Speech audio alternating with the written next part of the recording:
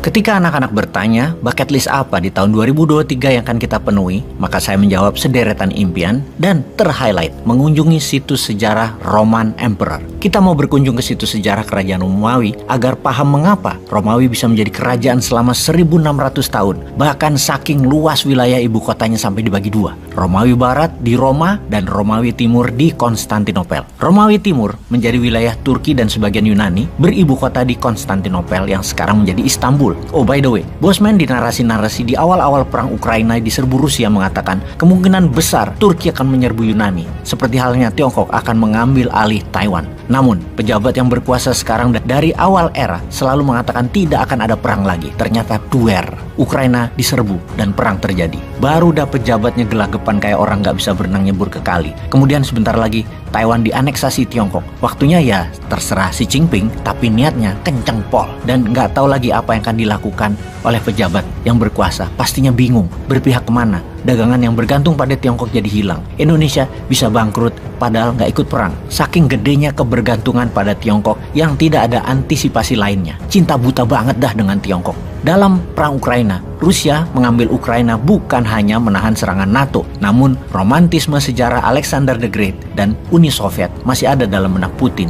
Seperti halnya Erdogan punya romantisme Great Byzantium, maka pasti Turki akan menyerbu Yunani. Seperti halnya Tiongkok pasti akan menyerbu Taiwan agar menjadi satu negara satu sistem dalam Emporium Tiongkok. Yang seperti halnya Newmind punya romantisme terhadap bersatunya Nusantara kembali dengan impian wilayahnya dari terpotongnya Kanal Kra hingga kepulauan Melanesia, Fiji, dan Mikronesia, Kiribati di timur sampai Filipina di utara, sampai Pulau Pasir dan Christmas Island di sisi selatan. Ada 24 negara yang bakal masuk dalam Konfederasi Nusantara baru di tahun 2049. Kembali ke Roman Emperor yang memiliki sejarah panjang selama 1600 tahun yang ternyata bisa rubuh juga dalam 8 kali percobaan penaklukan serangan tersebut. Namun yang terakhir baru bisa menaklukkannya adalah sang jenderal, sang kaisar Genseric yang mengendalikan laut dari Afrika Utara yang membuat lapar Roma. Namun bukan karena Genseric pintar Romawi kalah. Di dalam Romawi terjadi kehancuran tatanan sosial yang pejabatnya, senatnya korup, penguasanya gemar foya-foya, tentara petugas keamanannya menekan rakyat dan sistem keadilan yang buruk hanya memihak yang bayar. Momen ini ditunggu dengan tepat oleh Genseric yang akhirnya bisa menaklukkan Roma. Sejarah ini harus saya kunjungi situsnya, mulai dari Turki, di Istanbul, terus ke Roma. Saya ingin napak tilasi agar nanti ketika Newmind mendapat mandat, kesalahan Romawi tidak kita ulangi.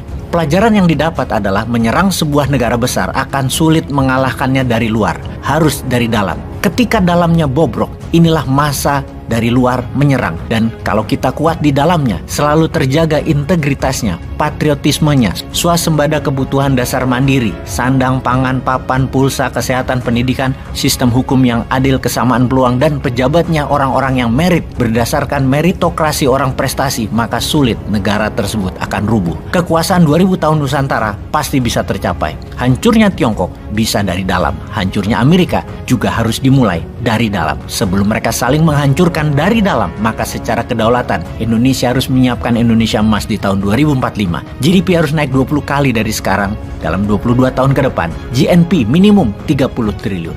Mimpi, ya memang mimpi. Namun selama masuk dalam pikiran Anda, maka semuanya bisa terjadi. Anda tidak perlu percaya sekarang. Cukup masukkan saja ke otak Anda tentang misi Nusantara baru atau Lemurian baru deh, biar lebih powerful. Mengapa saya ingin belajar tentang Romawi? Karena beberapa tahun yang lalu kami sudah mempelajari sejarah yang saya sangat minati yang lainnya, yaitu sejarah Andalusia. Kita semua tahu usia negara Indonesia belum sampai 80 tahun. Andalusia pernah menjadi pusat peradaban Islam dunia yang wilayahnya mulai dari Persia, Arabia, hingga Eropa selama lebih kurang 700 tahun. Andalusia adalah pusat pemerintahannya yang berada di Granada. Saya sangat ingin mengetahui sejarah Andalusia yang sangat powerful itu kok bisa bubar. Apa karena serangan musuh dari luar? Musuh Andalusia waktu itu adalah kerajaan Aragon yang sekarang menjadi negara Spanyol. Ada yang menarik dari Raja Ferdinand of Aragon itu, yaitu terus mengirim mata-matanya ke Granada. Selain menunggu timing, dia menunggu kelemahan Granada terjadi.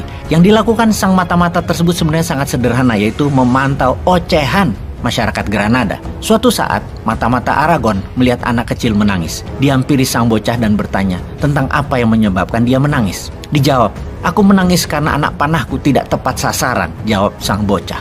Bukannya kamu bisa mencoba lagi, kata sang mata-mata. Jawaban sang bocah cukup mengejutkan. Jika satu anak panah saya gagal mengenai musuh, apa mungkin musuh memberikan saya kesempatan untuk memanah lagi? Mendengar ocehan bocah tersebut, sang mata-mata menyarankan kepada Raja Ferdinand untuk tidak menyerang Granada saat itu. Anak kecilnya saja sudah begitu, gimana orang-orang dewasanya? Beberapa belas tahun kemudian, sang mata-mata kembali ke Granada dan dilihatnya dua orang dewasa secara terpisah. Yang satu bersedih, yang satu menangis. Dia pun bertanya kepada yang bersedih, "Mengapa kamu bersedih?"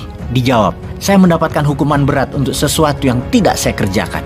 Lalu kepada yang menangis dia bertanya, "Mengapa kamu menangis?" Tanya si mata-mata. "Kekasihku pergi meninggalkanku untuk menjadi kekasih sang pejabat," jawab orang itu.